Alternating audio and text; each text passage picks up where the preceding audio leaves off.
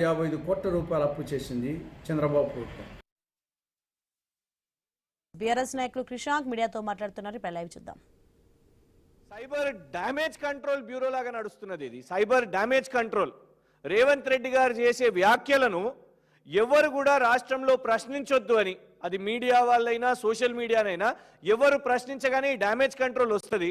ఈ ఐపీఎస్ హర్షవర్ధన్ గారు ఇమీడియట్గా అక్కడ ఎక్స్కి పంపించేస్తారు.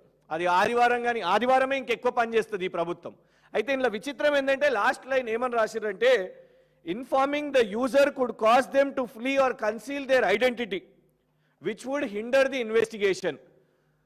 మీరు ఈ ట్వీట్ చేసిన యూజర్ అంటే మాకు సమాచారం ఇస్తే మేము పరారీ అయిపోతామంట, మరి దేశం నుంచో రాష్ట్రం నుంచో మాకు సమాచారం ఇవ్వొద్దంట. ఇది నిజంగానే హిట్లర్ పాలన. ఎందుకు చెప్తామంటే ఇవాళ 35(1) బిఎన్ఎస్ ఎందుకున్నది, గతంలో 43 సిఆర్పిసి ఎందుకున్నది. మన చట్టాలు ఏం చెప్తే అంటే ఎవరు నేరం చేసినా ఎఫ్ఐఆర్, ఫస్ట్ ఇన్ఫర్మేషన్ రికార్డు, వాళ్లకు నోటీస్ ఇవ్వాలి. నంబర్ 1, వాళ్ళ వకీల్కి సమాచారం ఇవ్వాలి. నంబర్ 2, వాళ్ళ కుటుంబ సభ్యులకు సమాచారం ఇవ్వాలి. నంబర్ 3, ఇది మన దేశం యొక్క న్యాయ వ్యవస్థ చెప్తుంది. కోర్టు జడ్జి గారి ముందు, మెజిస్ట్రేట్ ముందు మనను ప్రవేశపెట్టినప్పుడు ఫస్ట్ అడిగే ప్రశ్న, మీ కుటుంబ సభ్యులకు తెలుసా, మీ అడ్వకేట్కి చెప్పిర్రా పోలీసులు అని అడిగే ఫస్ట్ ప్రశ్న.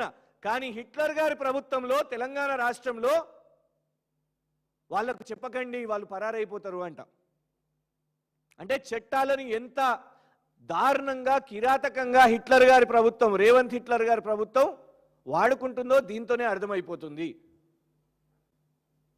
మాకు సమాచారం కూడా చెప్పొద్దు అని అంటే ఇక మీకు రాజ్యాంగం పేరుకి రాహుల్ గాంధీ గారు రాజ్యాంగాన్ని పట్టుకుంటారు.